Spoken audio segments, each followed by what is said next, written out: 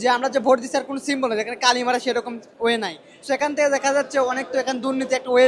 যারা আগে ভোট দিয়ে গেছে অলমোস্ট 400 জনের মতো ভোট দিয়ে গেছে, তাদেরকে ওইভাবে আইডেন্টিফাই করা হয় নাই। ভাই আমাদের ভোটার তালিকা আছে, ভোটার তালিকায় আমাদের আইডি কার্ড আছে এবং ইন্ডেক্স কার্ড আছে। সে 100 অলরেডি অনেক ভোটার আছে যারা আপনার ইন্ডেক্স কার্ডের ছবি ছাড়া ভোট দিচ্ছে। সো একটা মানুষ ব্যক্তি যদি ছবি ছাড়া ভোট দেয় সেটা তো আইডেন্টিফাই করা যাবে না, ও পরবর্তীতে কিন্তু আবার ভোট দিতে পারে। এবং আগে আরও কিছু ভোটার হয়েছে বা ভোট দিছে, যেটা হলো আপনার যে আমরা যে ভোট দিচ্ছি আর কোনো সিম্বল নেই, এখানে কালি মারা সেরকম ওয়ে নাই।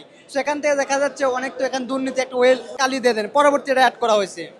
অলমোস্ট আপনার প্রায় 300-400 ভোট দেওয়ার পর এটা করেছে। যখন আমরা কমপ্লেনটা স্যারের কাছে করছি তখন স্যার এটা দিয়েছে।